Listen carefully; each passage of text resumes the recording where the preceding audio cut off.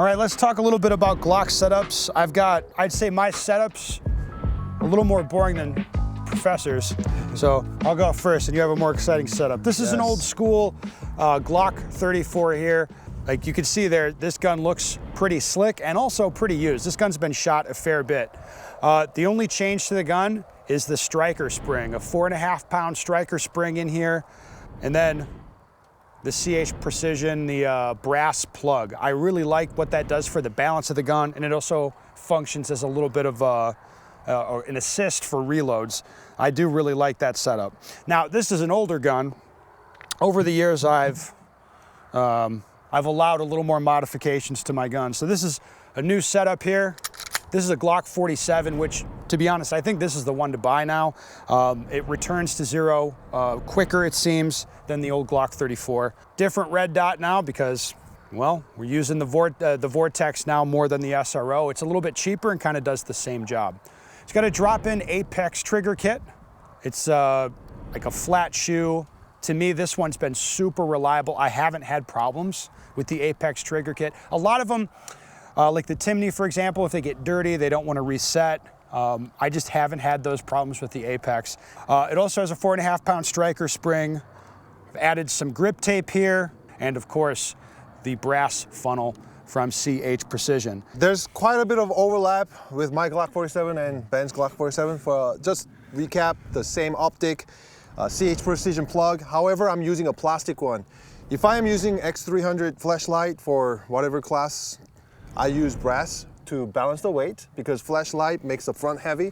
However, no flashlight, plastic plug. I like it better, keep it light. The difference between this gun and that gun, first of all, is a code witness sight, our Mirror Glow code witness sight from Amazon, very cheap. Now, that's not aiming device for me. I do not use code witness as an aiming device. However, I use it for training device. During training, when I do transitions or present the gun after draw, whatever, I want my red dot to appear directly above the front sight. What that means is if the red dot was much away from my front sight post, that's a parallax.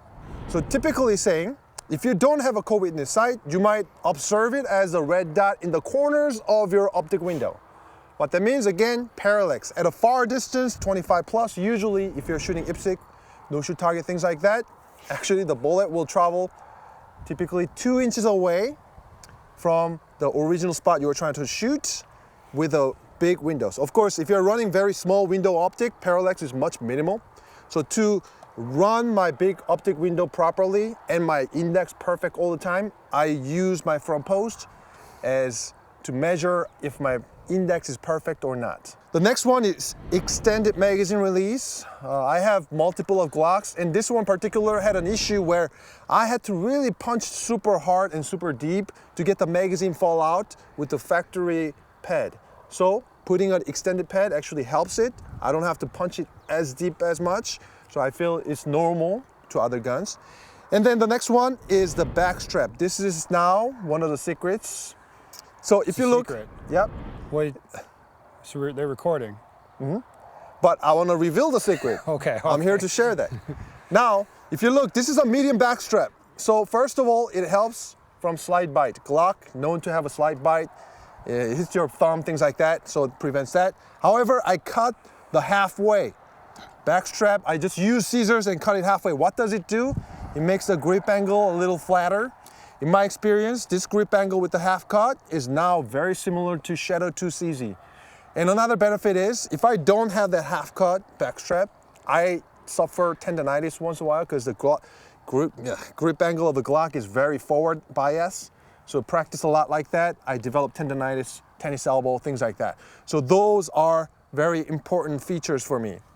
Right. Other than that, the trigger, Glock Performance trigger with factory internal springs. Glock Performance trigger, I bought it because Ben reviewed the second batch. They're better. The newer one, the better ones. It is better, isn't it? It is better. However, I find it, I shot about 10,000 rounds through with the Glock Performance trigger. However, I didn't clean any of them during 10,000 rounds. And as I was shooting it gets dirty, the trigger feels really gritty and it kind of feels sticky. So I popped in Taran Tactical disconnector, which is basically polished disconnector. My recommendation again, GPT, I recommend you try with a Taran Tactical disconnector.